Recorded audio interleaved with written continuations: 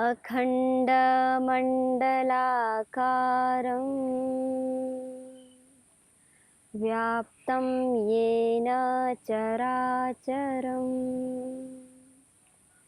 तत्पदं दर्शितं येन तस्मै श्रीगुरुवे नमः। ॐ कृष्णाय वासुदेवाय हरये परमात्मने प्रणतः क्लेशनाशाय गोविन्दाय नमो नमः। गोविन्दाय नमो नमः।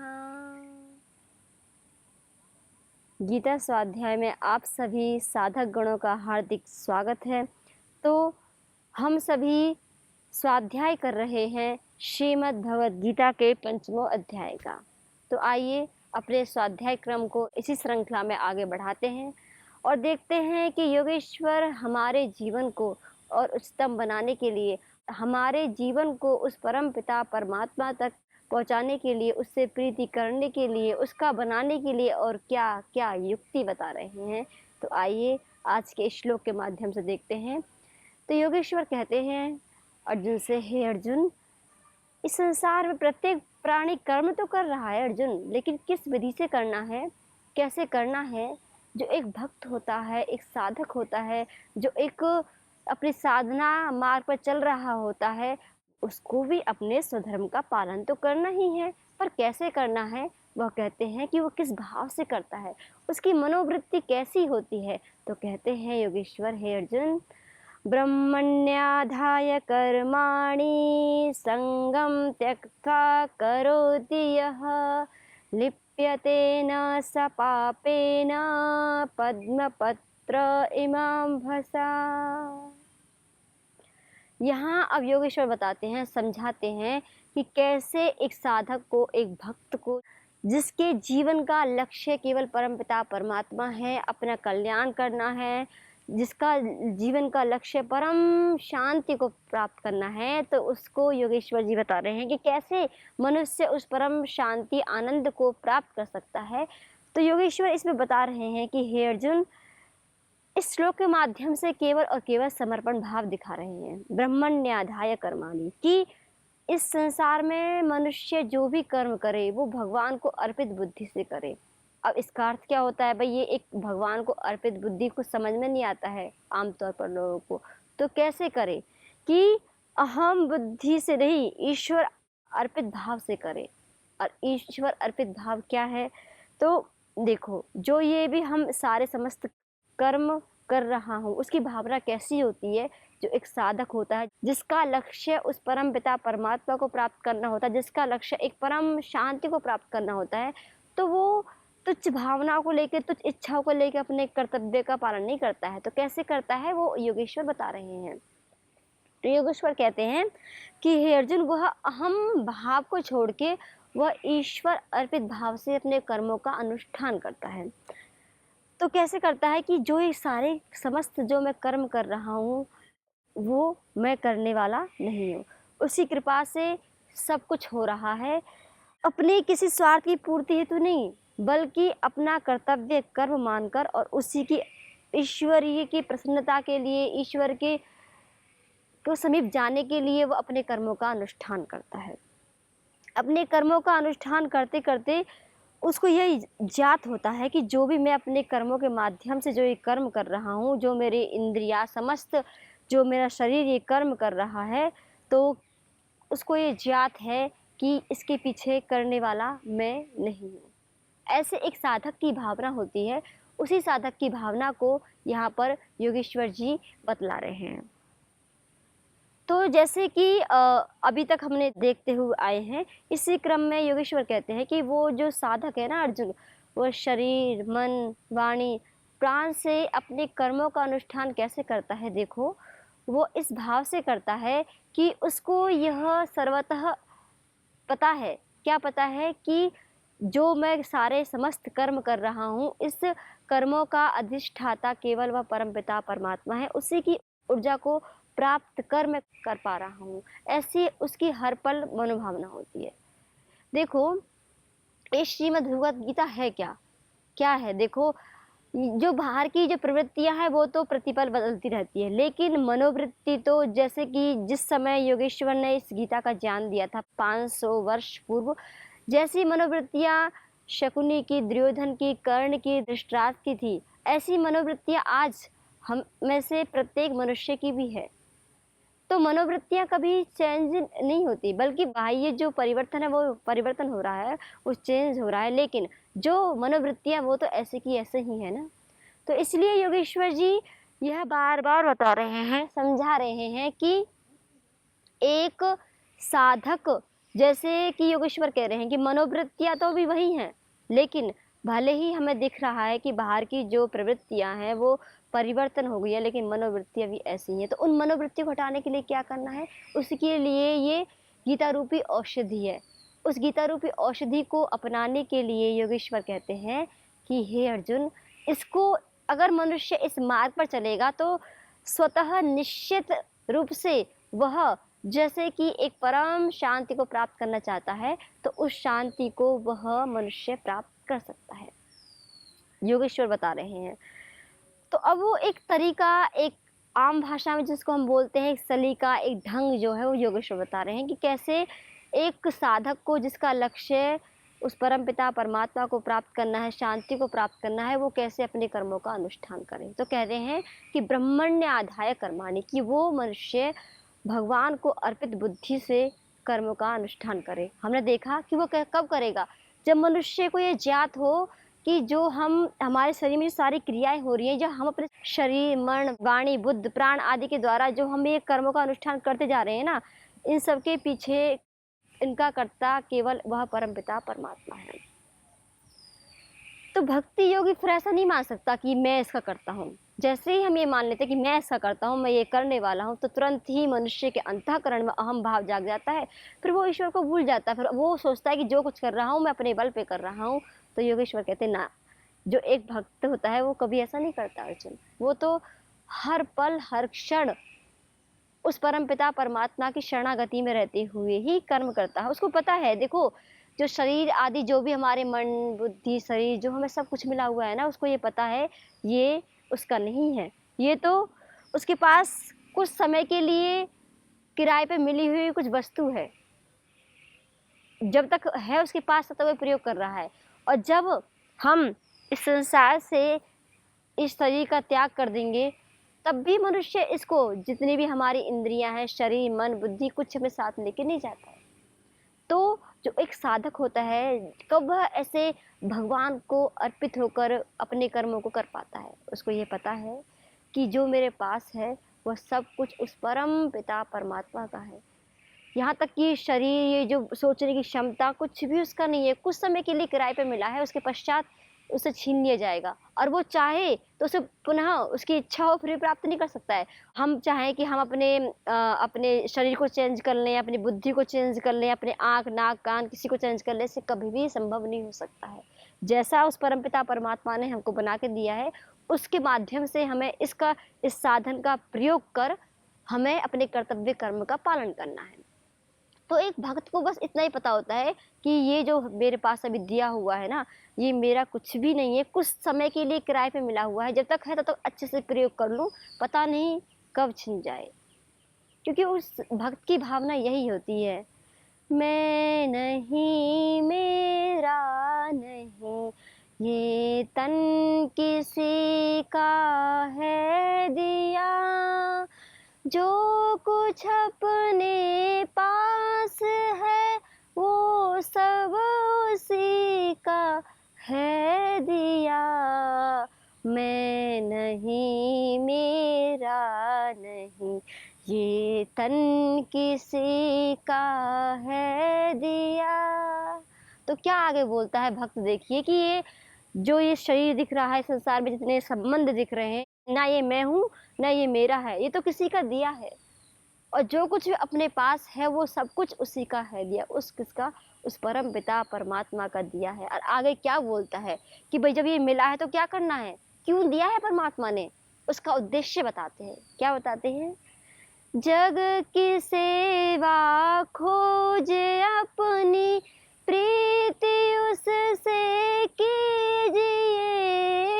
जग की सेवा खोजे अपनी, प्रीति उससे कीजिए। जिंदगी का राज है ये, जान कर जी लीजिए। मैं नहीं मेरा नहीं, ये तन किसी का है दिया।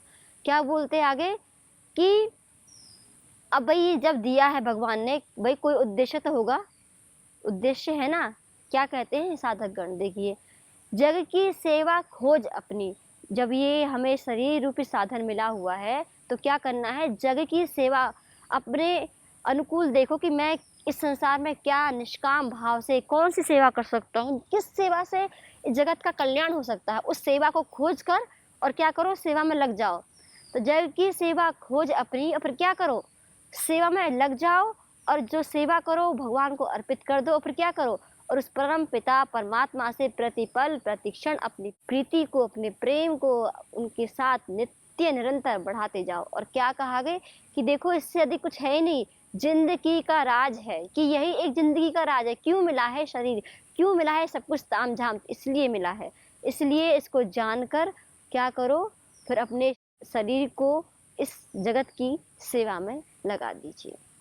इसलिए योगेश्वर कह रहे हैं कि ब्रह्मण्य आधाय कर्माणि, कि जो एक साधक होता है ना, वो इस भांति अपने कर्मों का अनुष्ठान करता है कि हर पल वो भगवान की शरणागति में रहता है। उसको ये पता है उसके पास उसका कुछ भी नहीं है, पता नहीं ये कब छूट जाए, इसलिए वो उसके माध्यम से प्रतिपल अपने कर्तव्य कर्मों का पालन करते हुए वह ज़्यादा से ज़्यादा सोचता है कि कैसे मैं अपने निष्काम कर्म करूं, कैसे मैं परोपकार के लिए कर्म करूं। उसकी यही भावना होती है।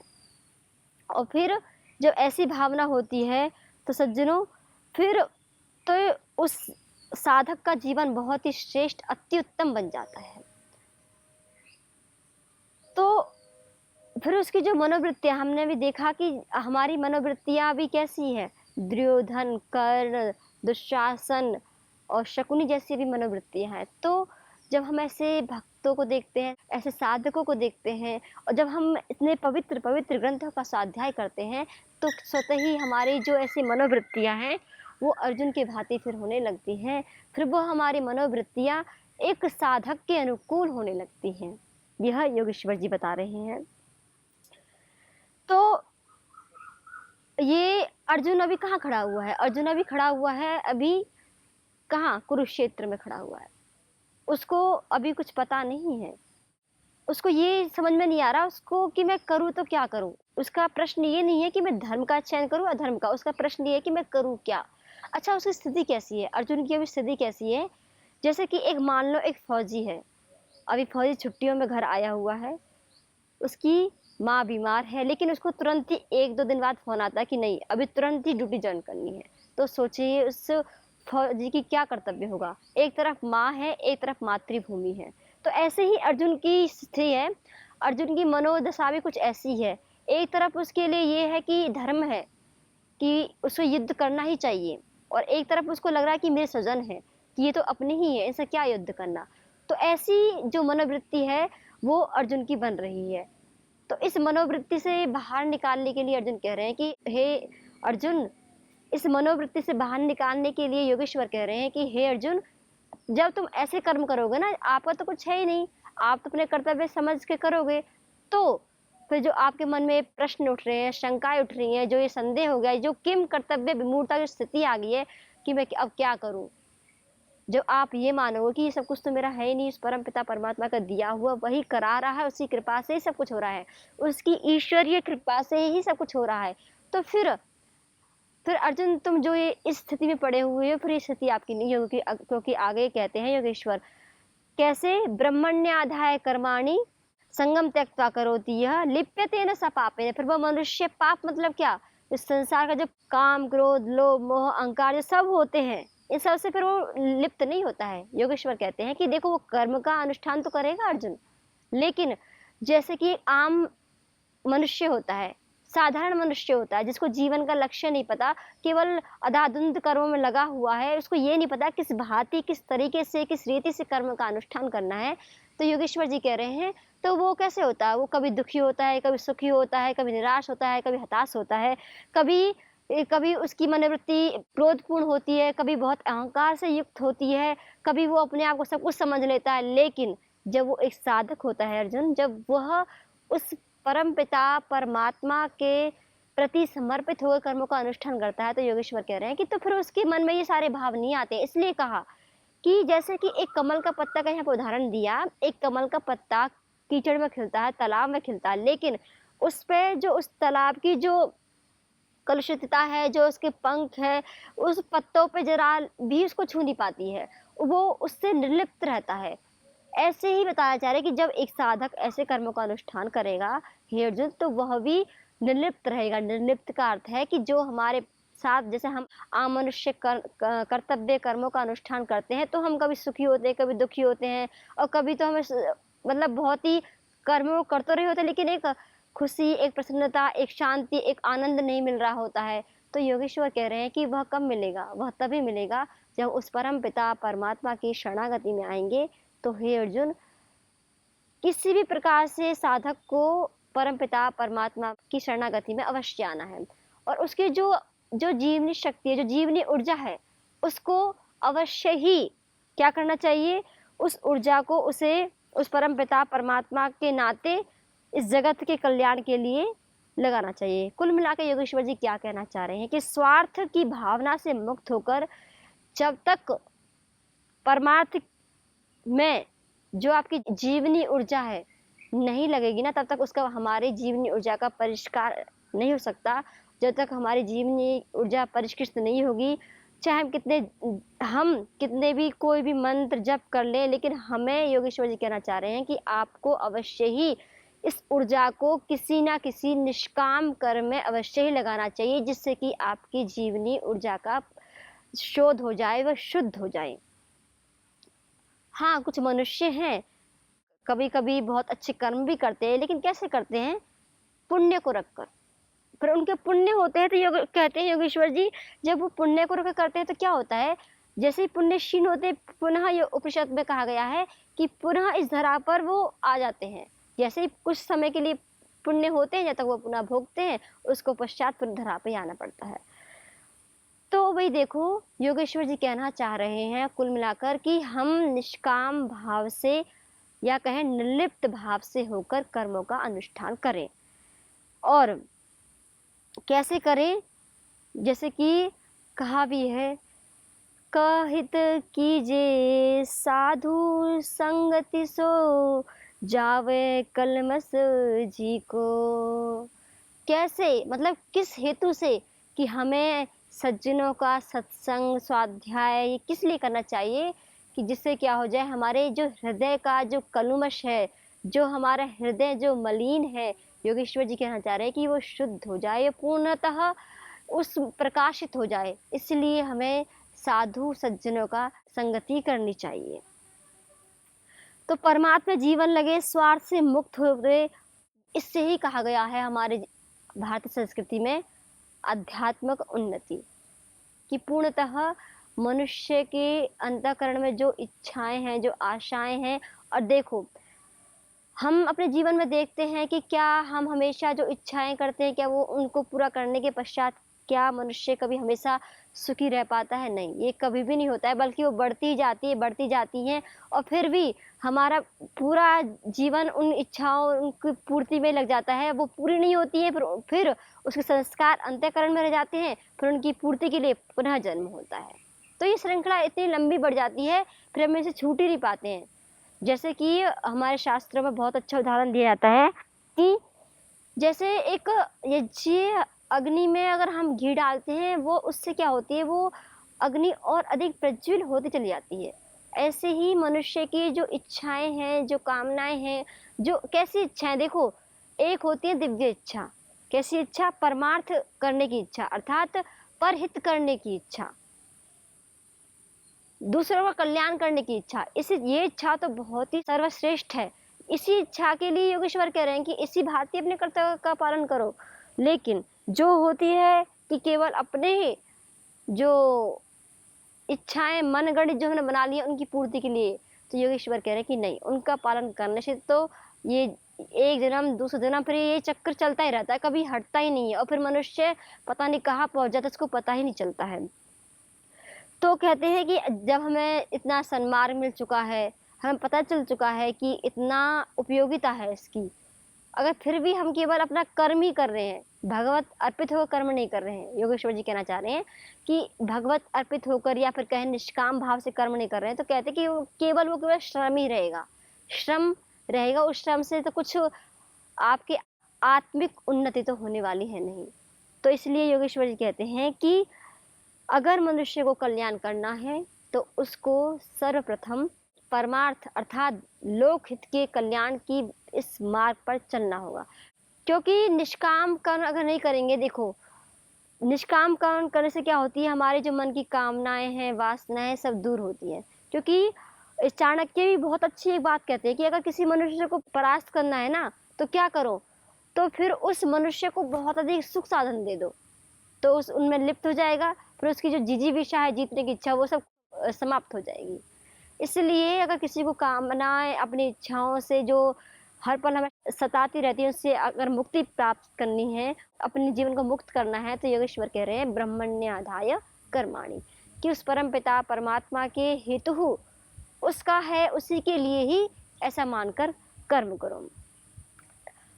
और यहाँ भी हमारे महापुरुष गुरुजन कहते हैं कि सत्कर्म में इतने व्यस्त हो जाओ कि हमें बैठने का समय ना मिले, जिससे कि हमारी जीवनी शक्ति है वो परिष्कृत हो पाए।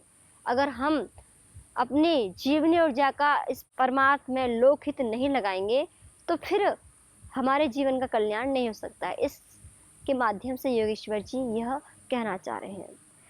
नियम से हमारे जीवन में सत्संग हो, स्वाध्याय हो, निष्काम सेवा हो, यही एक परम उद्देश्य है। देखो, परहित कर्म करने का बहुत ही फल है।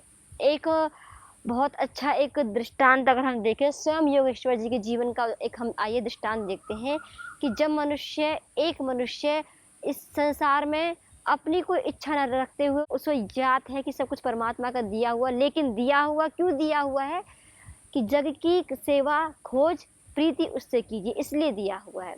तो जो इस भांति अपने कर्तव्य का पालन करता है, तो वह एक बहुत बड़ा विराट व्यक्तित्व का धनी हो जाता है। तो इसका एक उदाहरण आइए हम देखते हैं कि महाभारत की बात है। जब अश्वत्थामा के द्वारा जब ब्रह्मास्त्र छोड़ दिया जाता है, लेकिन योगेश्वर उसे अपनी शक्ति से रोक देते हैं। लेकिन जब ऐसी एक वो है, अगर ब्रह्मास्त्र एक बार छोड़ दिया जाए, तो कहा जाता है कि वह मान लो एक दिशा से रोक दिया जाए, लेकिन उसे अवश्य ही कहीं ना कहीं छोड़ा जाता है। तो क्या होता है, योगेश्वर जब उन्होंने ब्रह्मास्त्र छोड़ा, लेकिन योगेश्वर उसको रोक देते हैं, लेकिन अश्वत्थामा कहते हैं तो कहीं ना कहीं तो अब जाएगा ही।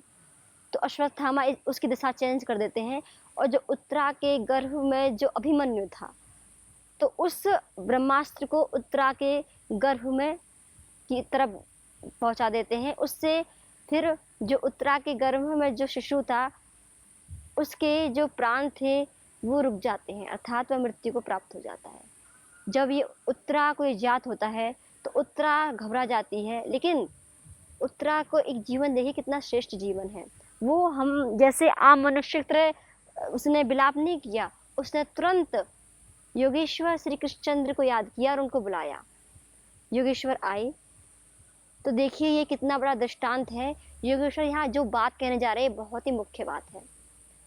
वो योगेश्वर से प्रार्थना करती है कि कैसे भी कर आप मेरे बच्चे के प्राण बचा लीजिए। उत्तरा कहती है, क्योंकि उसने कभी भी, जैसे ही उसे पता चला कि बच्चे के प्राण नहीं रहे, गर्भ में ही वो ब्रह्मास्त्र के द्वारा नष्ट हो गया है, वो तुरंत योगेश्वर को याद करती है।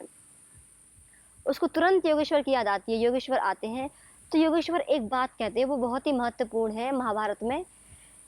उनके माध्यम से एक बात कही जाती है, वो क्या है कि अगर मैंने केवल अपना जीवन अगर लोकहित लगाया है, केवल अपना जीवन परमात्मा के लिए लगाया है, अगर मैंने अपने कर्मों का निष्पादन निष्काम भाव से किया है, तो ये शिशु है, ये जीवित हो जाए। तो हम सभी जानते हैं, उत्तरा के गर्भ में जो शिशु था, वह जीवित हो जाता है। तो देखिए, जब मनुष्य निष्काम भाव से, जब स्वयं इसके उदाहरण योगेश्वर हैं, उन्होंने सिर्फ इतने ही कहा कि अगर मैंने पूरा जीवन परमार्थ के लिए किया है, पूरा मेरा जीवन अगर लोक कल्याण के लिए रहा है, ये शिशु है, ये जीवित हो जाए। ऐसा कहने से वो शिशु जीवित हो जाता है, जिसको हम जानते हैं अभिमन्यु, जिसका नाम आगे चल के रखा गया। तो सज्जनों, इतनी बड़ी महिमा है इस परमार्थ की, इस निष्काम भाव से कर्म करने की, भगवत अर्पित बुद्धि से ईश्वर को समर्पित करके, अपना कुछ भी ना मान के केवल उसी का ही सब कुछ दिया है। इस भाव से कर्म करने से मनुष्य की जो चेतना है वो बहुत ही उच्च हो जाती है और उसका जीवन वास्तव में सार्थक हो जाता है। तो आइए सज्जनों, हम सब भी उस परम पिता परमात्मा से यह वंदन, यह प्रार्थना करते हैं कि हे परमेश्वर, हम सबको भी ऐसी बुद्धि दो, ऐसी युक्ति दो कि हम भी अपने जीवन में निष्काम, अपने कर्तव्य का जो हमारा स्वधर्म है उसको हम निष्काम भाव से, उसे हम ईश्वर अर्पित बुद्धि भाव से कर पाएँ। आज हम सभी योगेश्वर की इस परम दिव्य वाणी को यहीं विराम देते हैं। पुनः हम विचार करेंगे कि योगेश्वर जी एक साधक के जीवन को और उच्चतम बनाने के लिए और श्रेष्ठतम बनाने के लिए और किन उपाय को बतलाते हैं। तो आज सभी को ओम शांति।